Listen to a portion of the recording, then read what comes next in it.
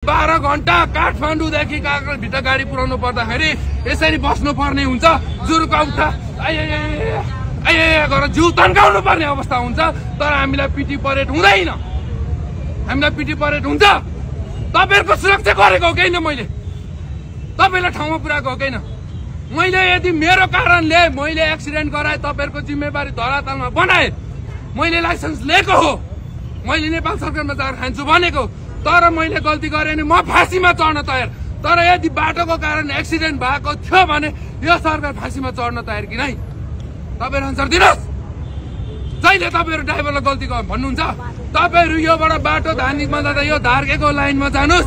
यो प्रत्येक होटलमा गाँजा ड्रग के बेच्छन् भने यो दिने सामाजिक तपाईहरु नै हैन के निकाल्ने भने यो होटलमा 250 रुपैयाँ यो यसमा निकाल्ने वातावरण निकाल्ने त्यो खाना खाने वातावरण मिलाइदिन्छ त हजुर, राम्रो खालको।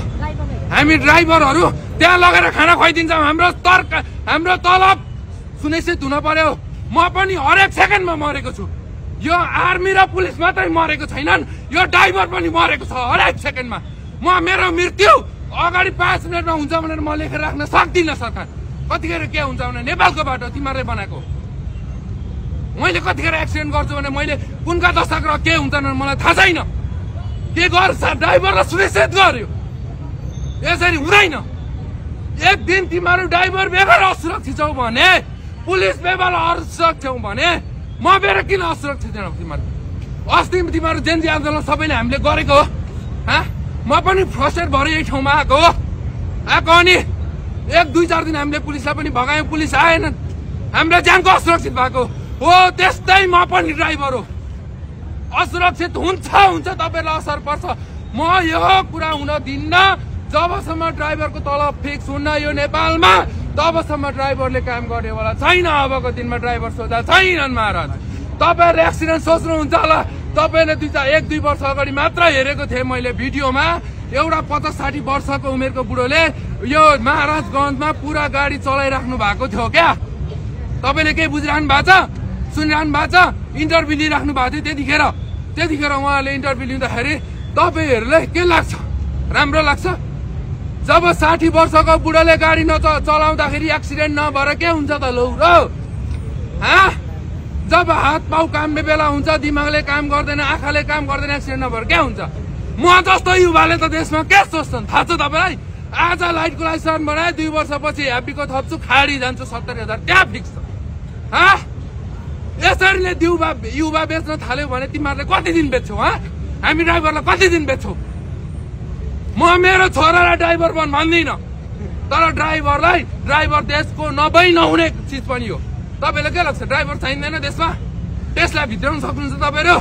ल्याकत राख्नुहुन्छ तपाईँहरू सबै? सबै ल्याकत राख्नुहुन्छ? केपी ओली यिनीहरू कता यी प्रधानमन्त्री को हिँड्ने विदाउट गाडी हिँड्न सक्छन्, हेलिकप्टर मात्रै हिँड्न सक्छन्। जनतालाई सुरक्षा चाहिँदैन? हामी ड्राइभर को हो त? के को लागि आयो? ड्राइभरहरूले रफ बोल्छन् रे, भगवान कसम हामी त्रिभुवन युनिभर्सिटीमा हामी त्यहाँ क्लास लिन जाँदैनौँ हजुर। घरि रफ आउँछ, सुन्न सक्नुपर्छ तपाईँहरूले पनि, बुझ्नु भएन? 1020 को टायर खोलेर पढ्न छोडेर स्कुल छोडेर सानोमा तपाईँले पढ्ने वातावरण त मिलाइदिनु भएन। सुरुमै ल्याएर अब एउटा के गरिदिनु भयो तपाईँहरूले? ल्याएर सुरुमा एउटा के अरे यो प्राइभेट स्कुल, एउटा नेसनल यो इन्टरनेट हाम्रो नेपाली स्कुल गरिदिनु भयो। अब नेपाली स्कुलमा पढेको विद्यार्थी राम्रो हुँदैन? म त नेपाली स्कुलमा पढेको विद्यार्थी होइन। तर आज म ड्राइभर हो क्या, देशको आज होनहार म युवा हो। म विदेश जान चाहन्न, मेरो लागि यहाँ सुनिश्चित गर। म मरे भने मेरो बुढीले गर्ने के ल? म मरे भने तपाईँ पत्रकार मर्नुहुन्न, म ग्यारेन्टी देखाएर दिन्छु। तपाईँको काल नआउँदैसम्म मर्नुहुन्न, तपाईँ जनताहरू पनि मर्नुहुन्न। ड्राइभर म 5 मिनटको टाइम अगाडि के हुन्छ म हेरेर राख्दिनँ। मेरो यदि बुढीले मर्यो भने कि त टेन्सनमा कि त अर्को नागो च्याप्नु पर्ने अवस्था छ देशमा। यो सत्य बोलिरहेको छु, ध्रुव सत्य कुरा लेखेर राख्नुहोस्। कहिलेसम्म चलाउनुहुन्छ क्या तपाईँले ड्राइभरलाई?